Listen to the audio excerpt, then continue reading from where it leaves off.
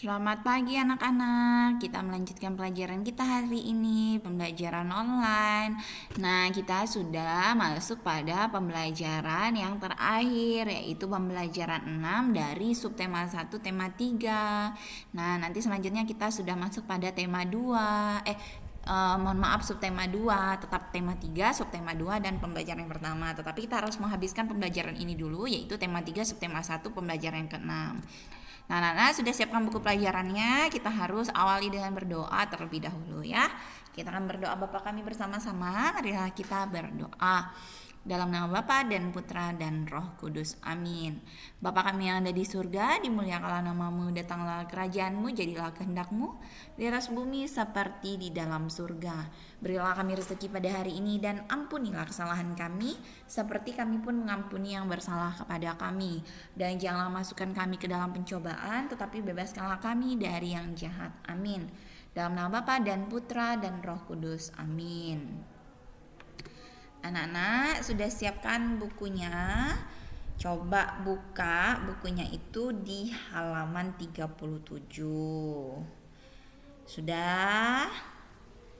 Baik. Nah, anak-anak, Ibu harap setiap hari anak-anak itu di rumah latihan membaca ya.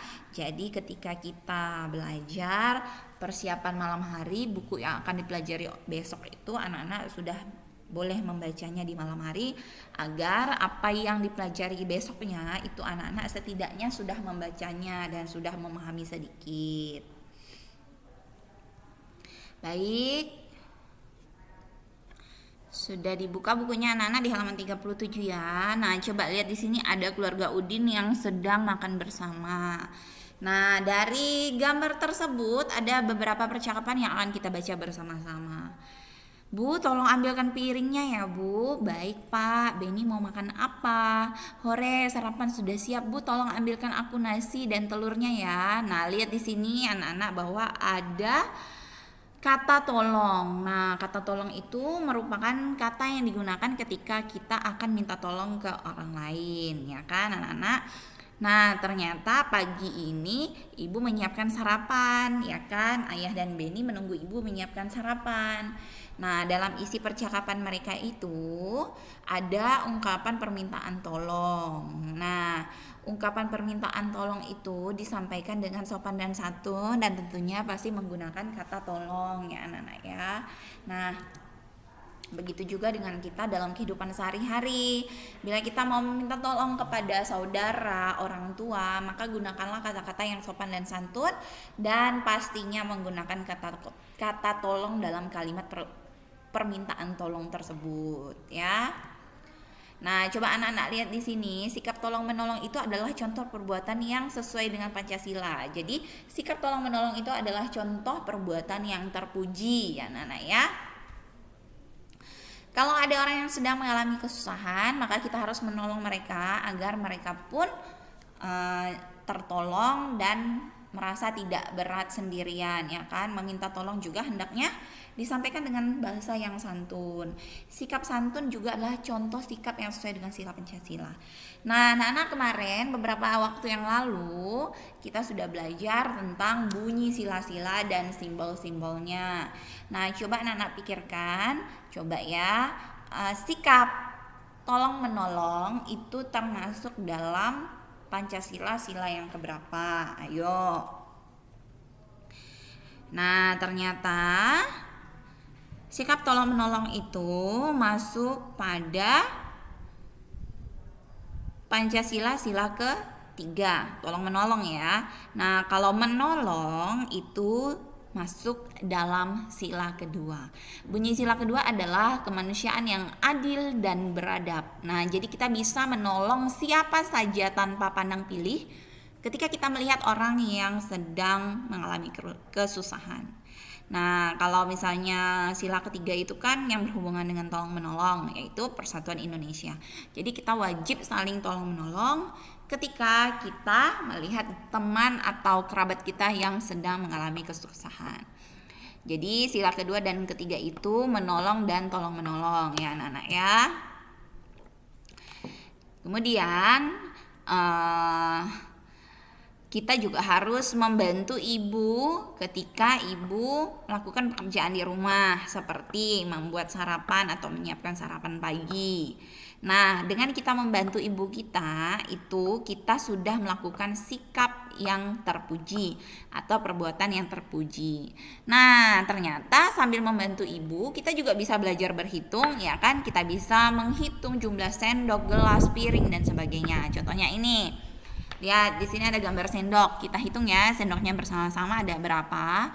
1, 2, 3, 4, 5, 6, 7, 8, 9, 10, 11, 12, 13, 14, 15, 16, 17, 18. Ada 18 sendok.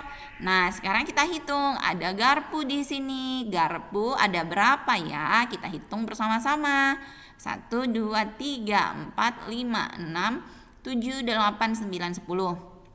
11, 12, 13, 14, 15, 16, 17, 18, 19, 20. Jumlah garpu ada 20. Dan di sini ada piring. Piringnya berwarna pink. Kita hitung piringnya. 1, 2, 3, 4, 5, 6, 7, 8, 9, 10, 11. Ada 11 piring. Dan di sini ada cangkir. Cangkir kita hitung. Cangkirnya berwarna hijau. Kita hitung cangkirnya. Berapa cangkirnya? 1, 2, 3, 4, 5, 6, 7, 8, 9, 10, 11, 12. Ada 12 cangkir. Nah, di halaman 40 ini adalah tugas untuk anak-anak di rumah. Anak-anak kerjakan di buku PS tematik. Bu, gambarnya boleh difotokopi nggak? Sebaiknya sih anak-anak lebih bagus menggambar sebisanya ya. Jadi ada nilai keterampilan. Karena ingat bahwa nilai anak-anak itu terdiri dari nilai pengetahuan dan nilai keterampilan. Makanya Bu Guru biasanya mengajak anak-anak untuk menggambar di sekolah karena itu masuk pada nilai keterampilan. Jadi kalau misalnya mengerjakan tugas ini anak-anak mau menggambarnya sendiri itu lebih baik ya anak-anak ya. Tapi seandainya mau fotokopi ya bagaimana lagi, Bu juga tidak bisa melarang karena pasti banyak pertimbangan mungkin tidak selesai dan sebagainya atau orang tua sedang sibuk karena tidak bisa membimbing. Tapi lebih baik anak-anak mengerjakannya secara mandiri dan orang tua nanti mengeceknya saja begitu ya. Jadi anak sudah tahu kan cara mengerjakannya. Jadi hitung bendanya lalu tuliskan bilangannya di kotak ini ya. Jadi ada berapa soal? 1, 2, 3, 4, 5, 6. 6 soal ini dikerjakan di buku PS tematik. Anak-anak bisa buka buku paketnya di halaman 40 untuk melihatnya ya. Oke, untuk pelajaran hari ini ternyata sudah selesai. Jadi ingat bahwa ungkapan permintaan tolong itu harus menggunakan kata tolong. Gunakanlah bahasa yang santun dan sopan ketika meminta tolong kepada orang lain.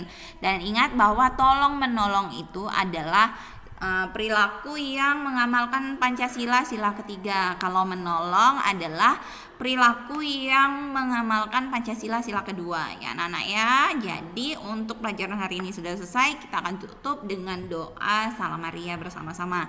Marilah kita berdoa. Dalam nama Bapa dan Putra dan Roh Kudus. Amin. Salam Maria penuh rahmat Tuhan sertamu. Terpujilah engkau di antara wanita dan terpujilah buah tubuhmu Yesus. Santa Maria Bunda Allah, doakanlah kami yang berdosa ini sekarang dan waktu kami mati. Amin. Dalam nama Bapa dan Putra dan Roh Kudus. Amin. Terima kasih anak-anak. Semoga kita selalu sehat dan Tuhan memberkati kita semua. Selamat pagi.